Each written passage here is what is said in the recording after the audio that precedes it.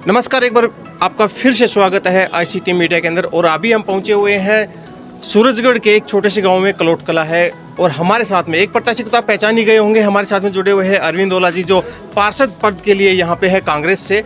और दूसरे प्रत्याशी हमारे साथ में जुड़े हुए हैं यहाँ पे कांग्रेस पद के ही उम्मीदवार है प्रत्याशी के रूप में, जो डेलीगेट के रूप में है। और हमारे साथ में जुड़े हुए हैं शिवानंद जी Dangi.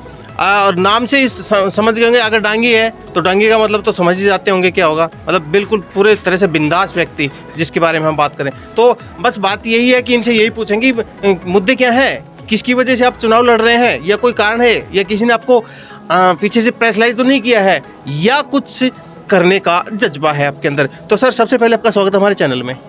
Thank you sir. Sir, एक बार परिचय दर्शकों को जरूर दीजिए अपना। मेरा नाम शिवानंद सिंह डांगी है और मैं पीछे आर्मी में था और आर्मी के बाद में रिटायर होकर के गांव में आया। गांव में जो है मैं जो है अपनी खेती बाड़ी करी। खेती बाड़ी के बाद में अभी मेरे बच्चे जो है ना काम कर रहे हैं जयपुर में। और मैं यहाँ कुछ गांव में गौशाला में या स्कूल में कहीं भी दान पुण्य किया, थाने में किया, कहीं भी किया, मंदिर में किया, तो उससे मेरे मन को शांति मिली। मन को शांति मिलने के बाद में मैंने सोचा कि एक चुनाव लड़ लें, मरते मरते चुनाव लड़ लें तो जो है ना क्या दुनिया का हम जो है ना जितना हो सके उतना भला कर सकते हैं। भला जितना हमारा हो जाए तो ये तो डिफरेंस हो गया ना, एक तो समाज सेवा करना, हाँ समाज सेवा, दूसरी साइड में राजनीति। तो दो सेवाएं होगी, एक तो राजनीति सेवा होगी, एक समाज सेवा होगी। क्या दोनों एक साथ कर पाओगे आप?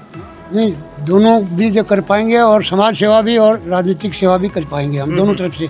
यानी पब्लिक का भला करना चाहते हैं। जी, पब्लिक का आप भला करना चाहते हैं। तो गरीब आदमी का भी। इससे पहले मैं माफ़ी चाहता हूँ, इससे पहले आपने कोई चुनाव लड़ा है? ये चुनाव सरपंच का चुनाव लड़ा था एक बार 2004-05 में। जी, उस दौरान क्या रोल रहा था? उस टाइम पर जो है ना मेरा चुनाव बिगड़ गया था। अच्छा। और मेरे परिवार में एक डेथ हो गई थी। अच्छा। उसकी वजह वो तो चलो माफ़ी चाहते हैं उस टाइम की, सॉरी अगर ऐसा मैंने क्वेश्चन किया उस दौरान का आपके साथ में जो भी हादसा हुआ। लेकिन अभी फिलहाल जो आप डेलीगेट के जो चुनाव के ऊपर आप जो तैयारी कर रहे हैं, लगभग मैंने आज जनता भी देखी है आपके इस बुलावे पे आई भी है। आपको जनता क्यों चुने? वो जनता से ही पूछिए आप। नहीं, मैं तो आपसे पूछना चाह रहा हूँ, जनता से तो हम फीडबैक ले ही लेंगे, लेकिन आप भी तो बताइए कि आप ही को क्यों चुने? ऐसे क्या मतलब क्या देखा जनता ने कि आप ही को चुने? और भी प्रत्याशी हैं। कुछ जो है जनता का काम किया मैंने, यानी सेवा भाव। जी, जनता की सेवा भाव किया, तो इसलिए जो है जनता मेरे को चुना है। अच्छा, ये करते हैं, चुनावी माहौल बन जाता है, बहुत सारे लोग आते हैं और चले जाते हैं। 5 साल के दौरान बहुत कम लोग आते हैं अपनी जनता के पास में, या कहाँ पे क्या परेशानी हो रही है। यानी कि मैं एक बार सीधी बात करना चाहूँ तो बरसाती मेंढक, यानी कि आना उसके बाद में गायब हो जाना। क्या ऐसा कुछ तो नहीं रहेगा? नहीं रहेगा। मैं रात को 12 बजे किसी भी आदमी को, कोई भी आदमी मेरे को फ़ोन पर भी जो और घंटी करेगा, मैं तुरंत उठाऊंगा, मैं स्विच ऑफ नहीं करूँगा। और उस आदमी के साथ मदद करूँगा, उस आदमी की, चाहे वो रोड पर एक्सीडेंट हो, चाहे वो कोई भी किस्म का कारण हो जी, ये उस आदमी की मदद करूँ। ये तो हो गया आपका अपना मकसद। लेकिन मैं अब ये पूछना चाह रहा हूँ कि आपके जो क्षेत्र के अंदर पंचायत जो समिति है आपकी, इसके अंदर आपको क्या क्या कमियां नज़र आ रही हैं जो जनता को परेशान करती हैं? वो कमियां क्या क्या हैं, वो एक बार आप जनता को बताइए। आप उनके ऊपर 5 साल काम करने वाले हैं। कमियां क्या हैं कि कुछ हमारे गलियार हैं, रास्ते हैं गांव के, उसमें कीचड़ भरा हुआ है। देख लो अभी हरिजन कॉलोनी से और जो है वहाँ तक जो है ना मंदिर तक कीचड़ भरा हुआ। जी। इनके बारे में जो है ना कुछ सोचना है कि पैदल भी नहीं चल सकता तो गाड़ी में भी नहीं चल सकता, तो उनके बारे में कुछ सोच करके कुछ काम करेंगे। ये जैसे कि अभी आपने मेरे बताया कि भाई इस गली से वहाँ तक भरा हुआ है, क्या पंचायत समिति में आपका एक ही गाँव है कि और भी गाँव है? ये हमारा एक ही गाँव है। पंचायत समिति में जिसमें आप चुनाव लड़ रहे हैं डेलीगेट के, क्या एक ही गाँव आता है या और भी? काम नहीं आता। और सड़वास है, मैं पड़वास में भी कई जगह, सारे गाँव में तो नहीं है, लेकिन कुछ जगह ऐसी हैं जो पानी कीचड़ भरा हुआ है जी, और वहाँ से कोई आम आदमी या बुढ़ा निकल नहीं सकता। इसके लिए क्या करने वाले हैं यहाँ पे? सोखता गड्ढा बनाएंगे और वहाँ जो है ना वो आरसीसी रोड बनवाएंगे। जी, मैं बताना चाहूँगा आपके माध्यम से कि हमने अरविंद जी से भी हमारी बातचीत हुई इसी दौरान, तो पहले ही राजस्थान में पानी की कमी है।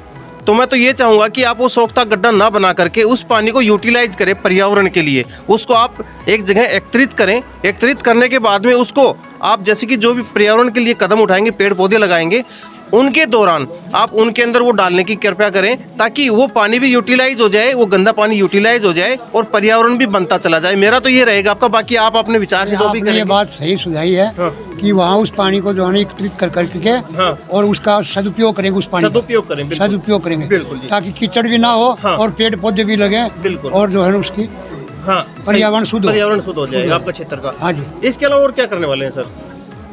और क्या है, जो गांव में जो गाय घूमती हैं तो उनका फसल खा जाती हैं, जी। तो फसल खा जाती हैं तो जो है ना रुखाड़ी करना बहुत मुश्किल हो जाता है। पूरी रात रात जो है ना भर खेत में जो मतलब आदमी बैठ नहीं सकता। जी जी। बैठ नहीं सकता, तो क्या है कि उसके लिए गौशाला है। गौशाला में हमने जो है ना चारे की व्यवस्था की है, और भी करेंगे। और अलग अलग गांव में जो है ना, जैसे आषाढ़ में आवारा पशु हांटते हैं, जी जी। मैं प्रवास में भी हांटते, मैंने देखा है चुनाव के दौरान में।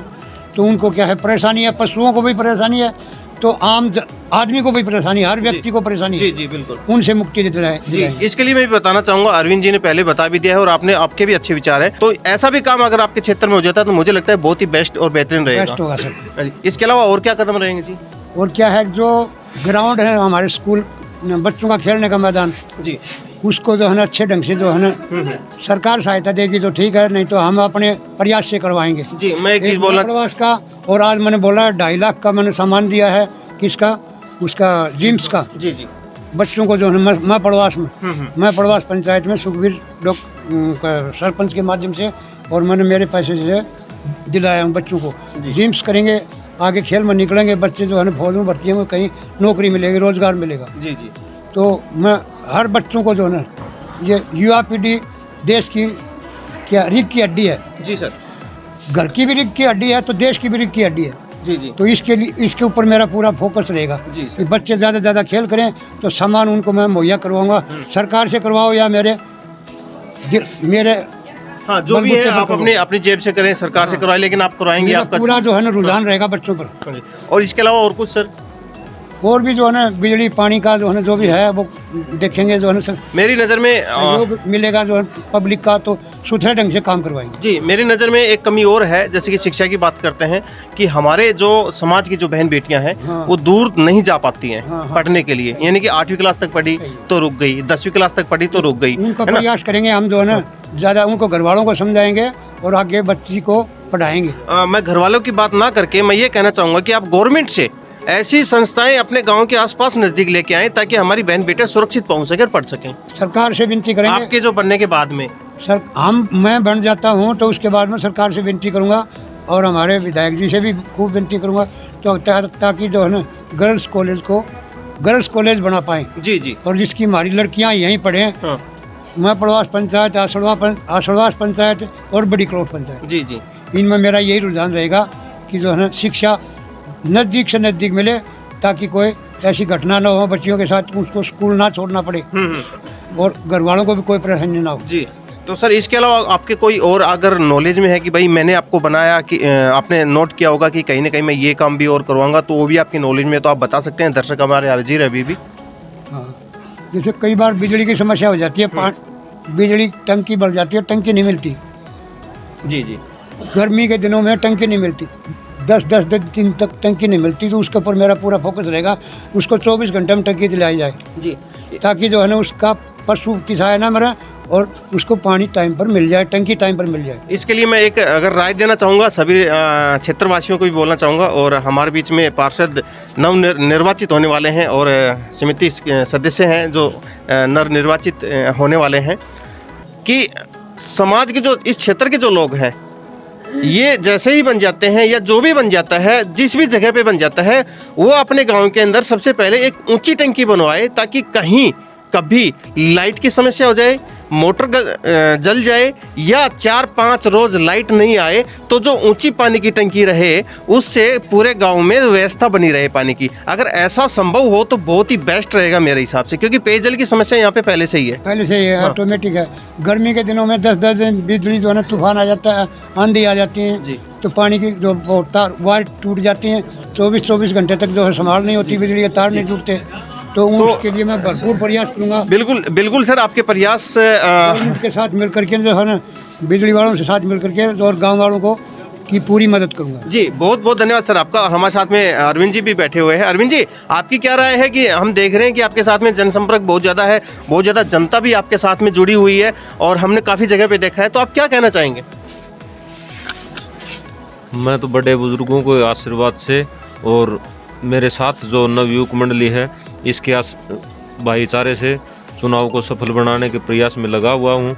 आगे जो भी ये आदेश करेंगे मैं उसको सिर माथे से स्वीकार करूँगा। जी, अभी जैसे कि हमारे बीच में समिति सदस्य बैठे हुए हैं, इन्होंने जितने भी वादे किए हैं या जो भी नॉलेज में इन्होंने डाला है, क्या आप लोग मिलकर के जनता के लिए काम करने वाले हैं? दोनों मिलकर के सर? हम दोनों मिलकर जनता को जो भी भरोसा दिलाएंगे वो पूरा करेंगे। बहुत बहुत धन्यवाद सर आप लोगों का, आपका हमारे साथ में जुड़ने के लिए। और दर्शकों, जैसे ही आप अगले कदम के लिए आप हमसे जुड़े रहिएगा कि कल इनका क्या रहता है, जनता का क्या माहौल बनता है और आने वाली 25 और 26 और 27 को क्या करने वाली है जनता, आप हमारे साथ में जुड़े रहिए। जय हिंद, जय भारत। नमस्कार जी, धन्यवाद जी। Thank you sir. जय जय जवान जय किसान। Thank you sir, thank you. हमारा 6 आदमी है।